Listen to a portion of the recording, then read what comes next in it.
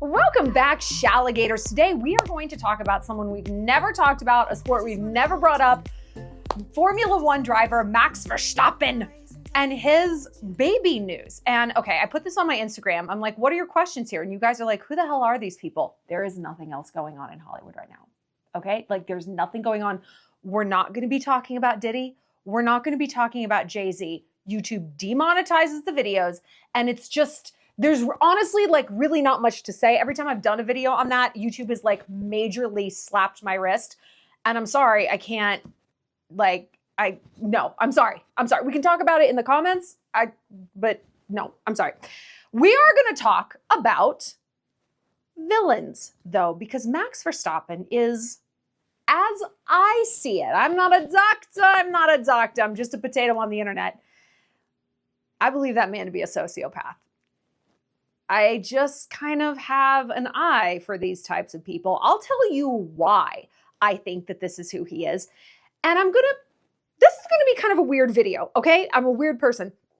I'm gonna tell you why there's some pros to having sociopaths in your life. Now, obviously, this is a bad word. We don't like to call people a sociopath. We don't think we want to be around them, but maybe we do.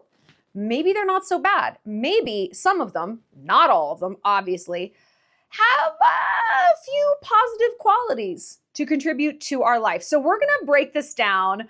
Like I said, this is going to be kind of a controversial video, a bit of a weird topic, but you know what?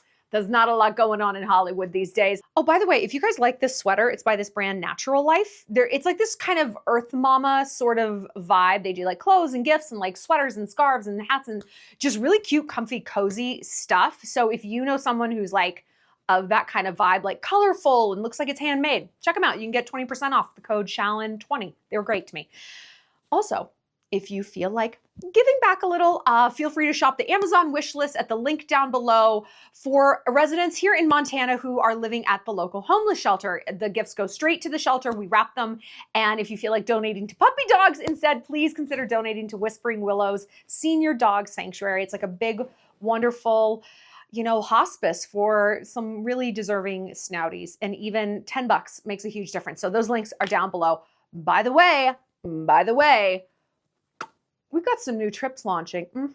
First of the year, we're going to be launching at least 2 trips to France. Yep, we've got French Riviera and Paris and Provence. So if you don't want to miss out, because listen, all my trips sell out, go ahead and click down below to sign up for email alerts. I will let you guys know when the trips are live. No spam. I don't know how to do it. It's also very rude to spam people. Okay.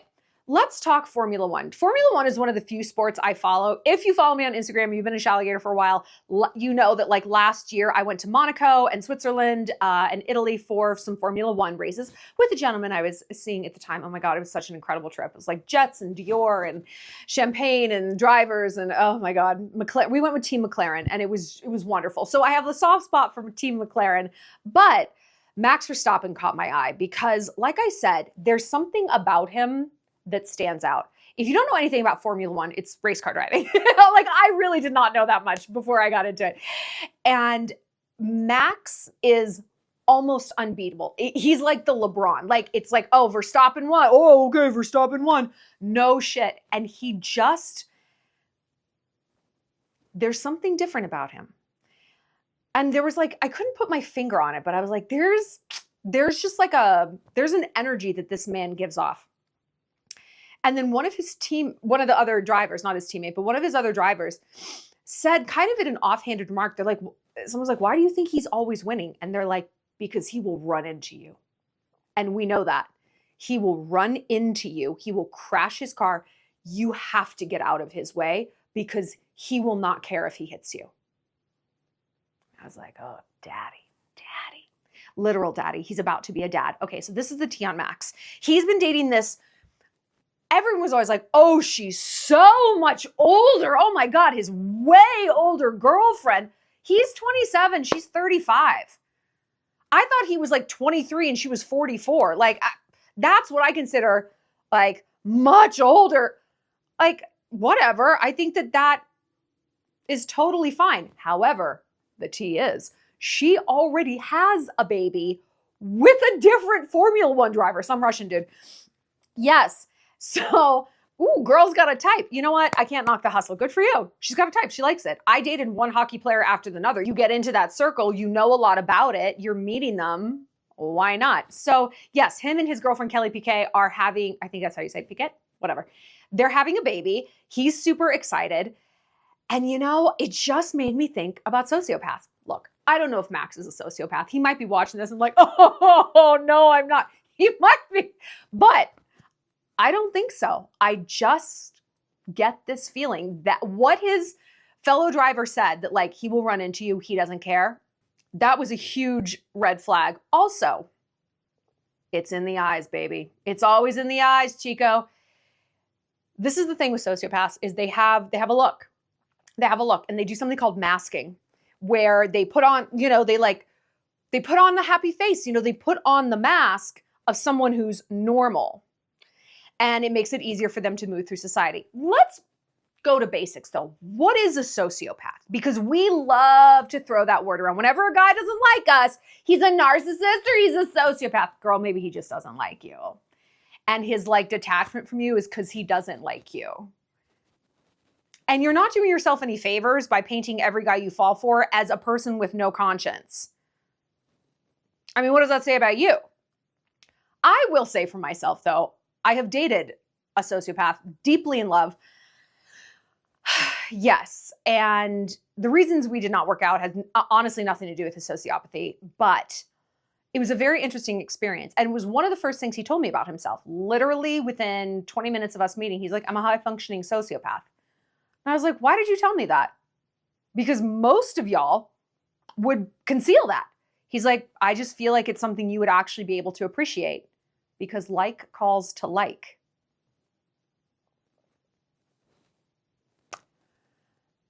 I'll admit, I have my moral blind spots, shall we say. I'm not an ethical person. The difference between ethics and morals. Ethics are what society tells you you should believe in. Laws are part of ethics. Morals come from within. I have my own moral compass. It is pretty different than what society says my compass should be. So there's that. I also have been known to be a little callous at times and low on empathy at other times. Here's the thing though. What I have noticed with the sociopaths that I have met, and I have known quite a few, and I've done a lot of research into this because I've always found these kinds of personality disorders deeply fascinating and like why they're created, but we'll get to that in a minute. Like how someone becomes this way. Are you born this way? We'll talk about it because it's very fascinating. I have found that their empathy, that many of them do feel empathy, but it's very concentrated. Like it's not, oh, I just feel empathy for everyone. No, it's like I feel empathy for animals and children and literally no one else. Why is this?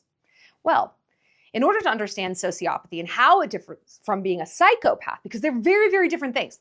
They're similar, there's a ton of overlap, but there are distinctions. You have to understand how someone gets like this. Basically, being a sociopath is on a spectrum. On one end, you have the socio, callous, low empathy. If they're a low functioning sociopath, meaning they're like stupid, they have poor impulse control. They like to take risks, kind of. That is more of a hallmark of a psychopath. That is the big differential, is grandiosity and risk. Donald Trump is a classic psychopath. And, you know, no shade. It's just, I believe he's a classic psychopath, whatever.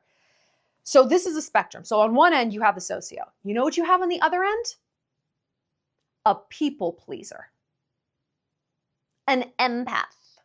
An empath. I feel everything. I care about everyone. Ugh, okay. Okay. How do people get on the extreme end of anything? Well, there's a lot of research that has gone into sociopaths. Nature or nurture. There are fundamental brain differences between these two ends of the spectrum. A sociopath has high dopamine release. high dopamine release. This means they have a much more, they care much more about reward. They don't just do things because they feel like they should. This comes back to the morality. They're going to do something if they feel like there is a reward, if there's a reason. And so that can a lot of times lead to riskier behavior. It's like, well, I'm going to do this because like, look at the payoff. They are less likely to do something though if it's just like society tells me I should. Well, I don't, what? Like you're appealing to emotions I don't have right now. And this is why you look in corporate America, you're probably like, my boss is a sociopath. Yeah, dude, he might be. If he is high up on a corporate ladder, that means he has been focused on risk and reward. And a lot of times that pays off. That pays off. You look at the people who get something out of society, who get the promotions, who get the awards, who elevate, who stick out, high risk, high reward individuals. And that actually, yes, can be associated with a sociopath. There's also elevated dopamine receptor levels. And another thing that happens in the brain is reduced brain activity during moral decision-making and stress. So again, they're not going to be affected by peer pressure and they're going to keep calm under difficult circumstances. Again, you look at CEOs, you look at bosses, you look at a Formula One race car driver. It's a lot of stress there. He's not feeling it. There's a peer pressure to not ram your $10 million car into your friend who you just had dinner with last night. But let's look at the other end of the spectrum, the people pleaser. They've got interesting brain activity as well. It's exactly the opposite. They have lower dopamine levels and their brain activity is more hardwired towards obesity, anxiety, and drug addiction. Which of these two people do you want to be? I go with the sociopath. Hear me out. Hear me out. I talk all the time about how we need to serve ourselves first. We need to look out for number one. We need to operate within society, but kind of play by our own rules or at least learn the rules of society and work them to our advantage. We gain nothing for ourselves by being a people pleaser. Listen to the name, people pleaser. It's not self-pleaser. It's I'm going to please everyone else. And you know what I'm going to have? Obesity, drug addiction, and anxiety. Society is going to vilify the person that's not responding to social pressure, that has their own moral compass, that isn't frittering away their empathy and their energy on anybody who happens to come knocking on their door with a sob story. Of course that person is going to be considered a bad guy because that person is not easy to manipulate. Now look, you're probably sitting here saying, I cannot believe this woman is making a positive case for sociopaths. A sociopath ruined my life. Correct. I am not doing that. I am not doing that. I am not saying that these are people we should purposely seek out in life. No, dude, because so many of them, they don't feel. A lot of them don't have the capacity to love, but that is not all of them. That's not all of them. It's like saying no people pleaser can ever stand up for themselves. Well, no, they can't. No empath can ever put themselves first. No, they can. And a sociopath can love. I've seen it. I've experienced it. And what I have noticed is actually the socio, when they lock on to something that's important to them, holy mother of God, they will burn the world down to protect that person or that company or that dog or whatever it is. They are incredibly hyper-focused because again, the pressures of the world and what society is telling them to be, it's just noise. They're like, oh, okay. It rolls right off of them. They're like, I don't care about you. I care about this. I care about this. But of course, that's not all of them. Logan Paul's a sociopath. And he doesn't feel anything. And I'm like, why is he married with a baby? And a manager I had who used to work with him was like, he's hoping to kind of reverse engineer it. That like, if he does these things, then he'll feel something. Maybe it works. I don't know. That's a pretty big roll of the dice. And you know what though? My heart kind of went out to him because I'm like, I feel like that happens to women all the time. Do we not? Are we not sold exactly that? Hey, you'll be happy if you get married. Oh, your life has no meaning? Have a baby. Kind of sounds like Logan isn't a sociopath. Kind of sounds like he's a woman. Kind of sounds like he is trying to reverse engineer his life as we are constantly taught to do. How interesting. How interesting. But from my time spent around socios and the fact that I am probably on the spectrum of that as well, whatever, I can tell you some positive points of these people. And again, I'm not saying this. This whole video is not like, go meet them. Let's set up like a dating app called Abnormal Personality Disorder Meet. No, I'm not. But I think we're the 1% of the 1% in terms of intellect, self-awareness, the ability to take in messages and really take in all the data points and come up with answers that work for us, not just paint everything with a broad brush. We truly are the middle path, right? And so we can gain wisdom in a lot of different places, whether that's the Kardashians, whether that's Dr. Phil, whether that's sociopaths. And what I've noticed in being around these people, their energy belongs to them. They are very focused on what truly makes them happy. And yes, they absolutely feel happiness. Again, the ones I've encountered. If Logan Paul's not like that, I don't know. And I'm sure I've encountered ones that are not happy, but they have not they have not stuck in my life, mercifully, for very long. But here's a question. We started to talk about this and I got off track. How do people end up like this? Are they born or are they made? Okay, well, we talked about the brain chemistry. That's just something that's happening in the brain. In a psychopath, however, you have something, and this is probably true in a sociopath. In a psychopath, you have, it's a differential of spindle neurons. And spindle neurons can affect empathy. The people pleasers, they have too many. Psychopath, they don't have enough. And again, a psychopath is characterized by risk, high risk, and grandiosity, self-grandiosity, and violence. They're much, much more prone to violence. Sociopaths, the vast majority of them, they're not violent at all. They're almost too detached to care. It's like, oh, I don't fucking care. You know, that's not always what you're going to see.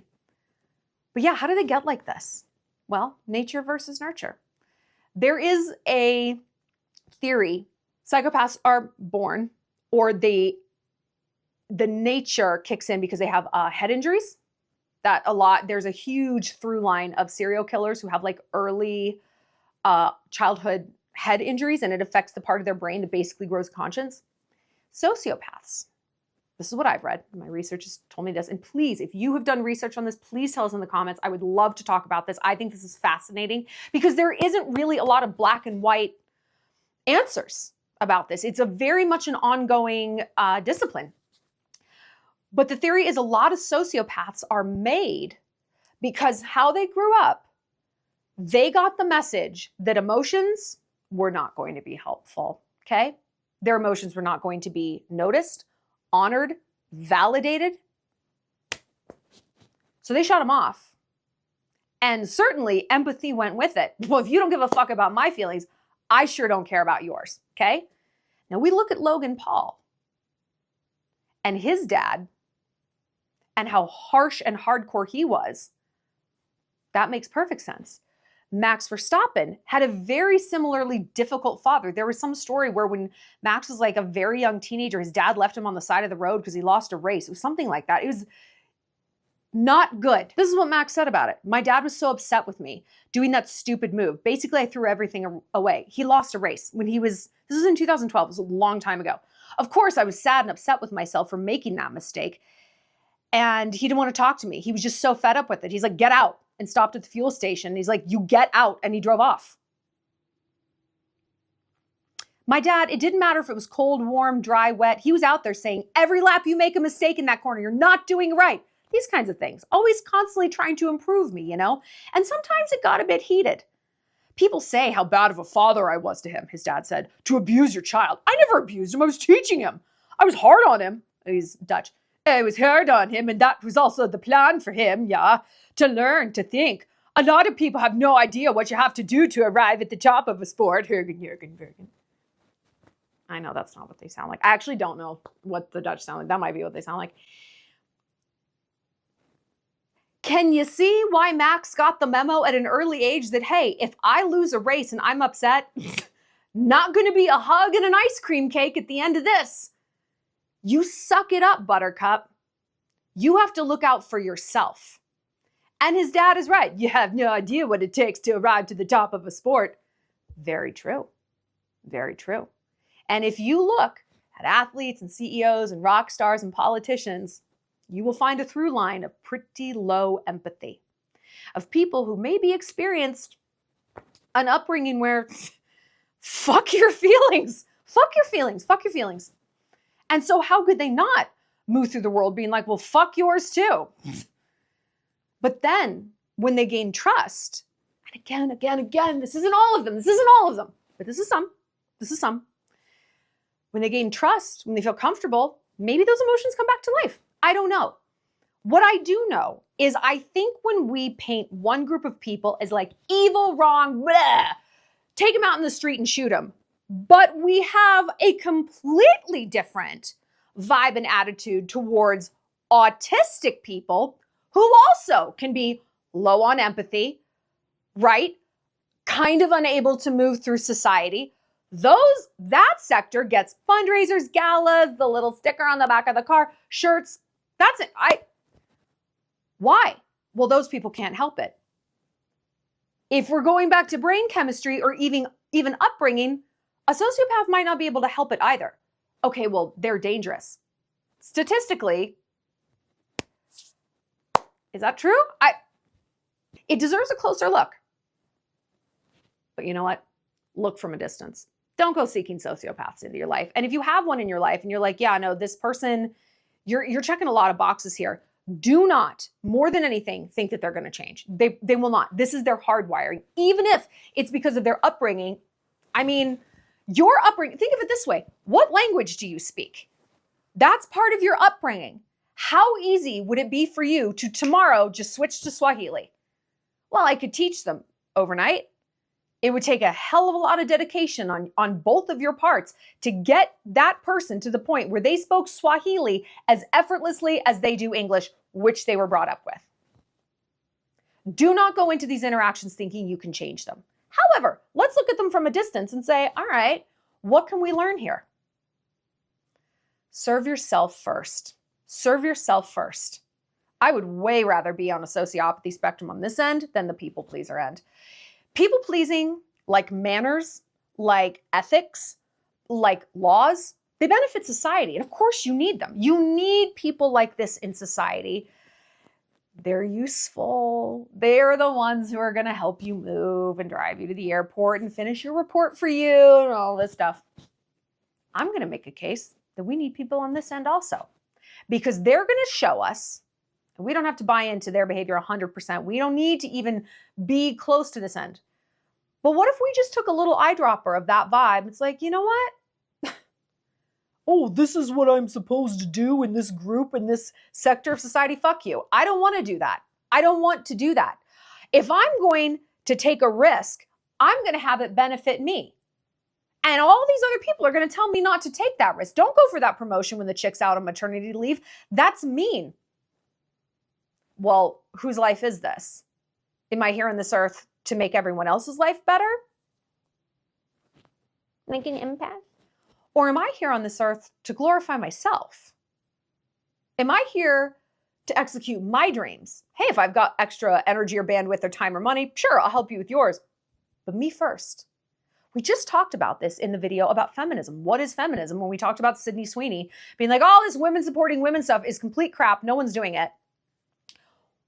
And my thing was, you don't have to support everyone else. You don't have to support everyone else. You have to be the best you that you can be. And you know what? If you do nothing else, you shine like a diamond. You shine like the sun, and you let people come and bask in the glow of your self-awareness, of your goal setting, of your self-preservation. And if that makes you a sociopath, okay. I've been called that many times in my life, because I am pretty impervious to peer pressure. Like I said, I have my own unique moral compass. I don't feel guilt, and I definitely don't feel shame. I would feel guilt if I littered, but I would never litter. Or I hurt an animal, but God knows I would never willingly hurt an animal. I'd hurt a person. I've never had an animal make me mad. I mean, one time the dog ate my AirPods. He's done it a few times, but I would never like hurt him. I would never hurt him. A person come after something that's important, and you know what?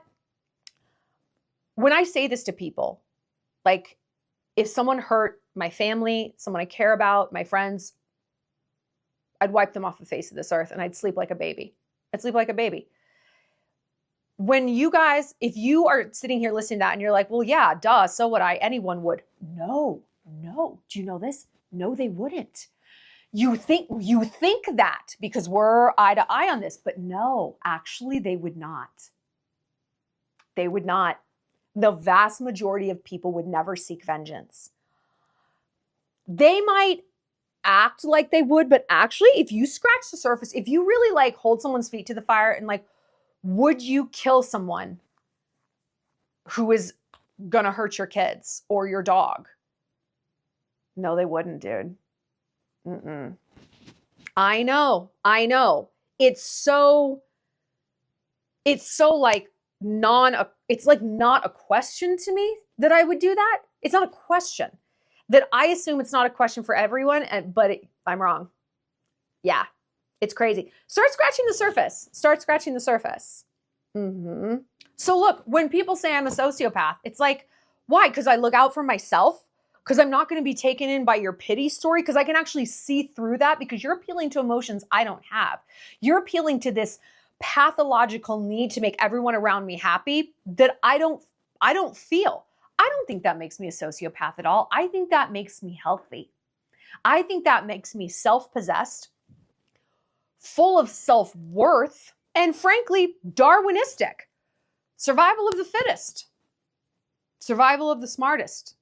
Survival of the most ruthless. And no, we're not in a battle. And the empaths, the people pleasers are going to tell you, like, you just don't have to like be that harsh. Like, you don't have to be that harsh. No, I don't. But I know that I can be. And I sleep well at night knowing that if push comes to shove, I'll defend myself and the things that matter to me. Whether that's my schedule, my diet, my dog, my car, like whatever it is. I know that the arsenal of weapons I have to defend my life, my goals, my sense of identity, every arrow in there is sharp. And I'm not afraid to deploy it. Can the people pleaser say the same? No, they can't. And so they're going to look at people on more towards this end, and they're going to say we're bad, we're villains. You know why? Because they're afraid of us. Because we can stand up for ourselves in a way that they can't. And so they will disdain that which they cannot do. They will revile and paint a bad picture of anyone doing more than they can do. What does this bring us back to? The pigeons and the eagles. The contrast that a woman, especially a woman, will provide if she's like, no, I don't want to do that. No, fuck you. No, thanks. I don't want to do that. Oh, you're mad? Oh no. Did the earth stop spinning? Die mad about it then. I don't care. Who is more evil than that? Who's more disruptive than that? What a beautiful word to apply to that kind of bitch. She's a sociopath. She doesn't care about anything. No, I just don't care about you. I care about plenty of things. I don't care about you, dude. I don't care about you, ma'am, who's trying to tell me how to live my life. You're not paying my bills, actually. Who's trying to tell me that I'm wrong for how I believe or how I move through the world or whatever it is. I care about a lot of things. I just don't happen to care about the same things you do. That doesn't make me evil. It makes me an individual. And that's in short supply these days. It's funny, I was at a party. If you're in the Shallon Entourage, you know about this. Actually, maybe I haven't put it up yet. But I was at a party and this guy, he's unbearable. He's my friend's husband and he's autistic. I said to him, I was like, you are 100% not autistic. You are a raging egomaniac. That's what you are. You are, and he's like, no, I am. I'm like, I think you are a monster. I mean, I guess you could be both of those things. But he was lecturing me because he doesn't think I have enough empathy. And then in the same breath, He said he's glad that universal healthcare CEO who got shot, glad he got shot. And I'm like, I'm the one with no empathy. I'm not glad that man got shot. That's monstrous. It's also pointless. That is not how change is affected. You don't believe me? Here are 2 words for you. Marie Antoinette. They chopped her head off. They chopped off the heads of thousands of nobles and noble adjacent aristocrats in the French Revolution. It didn't do shit for the peasants. You know how we know this? 11 years later, who did they have? Who did they have? A king? No, not a king. An emperor. Beyond a king, an emperor. His name was Napoleon. Didn't shit change, right? It's just like, ooh, you can cut the head off. It doesn't. That's not how change happens, okay? Anyway, I just thought it was interesting that he was lecturing me that I need more empathy when he's celebrating a man getting shot in the face at 7 a.m. And he's like, I can change you. I can change you. I can turn you into me. And I looked him dead in the eye. I said, why in the fuck would I ever want to be like you? Why would I want more empathy? And he said, because you need it in society. I said, no, society needs it from me. I don't need it. I get almost no benefit from like, being a bleeding heart, weeping over every social cause, from Ukraine to Israel to polar bears to this to that. It's like you max out. You max out. And I'm supposed to increase that threshold? Why? To help who? To help who? He didn't really have an answer. He was just glitching. He just glitched. And that's why I'm like, you're not autistic. You're egomaniacal, because you think that you have to change everyone's mind and you have to turn everyone into you. What is this if not like a pathological? Honestly, if anyone's a sociopath here, I'm like, my guy, it's you. It's you. That you think you're the only correct person on planet Earth. Can you imagine being married to the man? Ugh. Thanks. No, thank you. I'll take Max Verstappen any day of the week and twice on Sundays. I know this has been kind of an interesting think piece of a video for you. No real advice, I guess. Just let us borrow a little bit of these vibes. I've done videos before, like borrow the vibe of a narcissist. Me first. I'm the greatest ever. I can never fail. Everyone is here to please me. Society is always going to tell you that this is bad, because what society wants from you more than anything is compliance. It's not happiness. God knows it's not true individuality. It's compliance. And listen, we need like 97% of the population to go along with that. Otherwise, society breaks down. But again, we're the 1% of the 1%. The rules don't apply to us. We're VIP. We get to make our own way. We get to buck the trend. Whether that's not having kids, leaving your religion, changing your major, going back to school, not going back to school. We get to decide for ourselves. Let the pigeons comply. Let them make the powers that be happy. We're operating on a different level. And beware of the labels people are going to throw at you when you focus on making yourself happy and not on societal compliance. Be prepared to be called a narcissist. I've been called a narcissist constantly because I don't want kids, or I didn't get the vaccine, or whatever it is. And then if that doesn't work, they're going to escalate it to sociopath. What's beyond that? Well, go ahead and ask the people who tried to cancel me. How'd that go for you guys? Not well. All you need to know is that when people start throwing these terms at you, maybe it means you're actually on the right track in terms of carving your own authentic lane out in this world. All right, I'll see you later. Shalligators.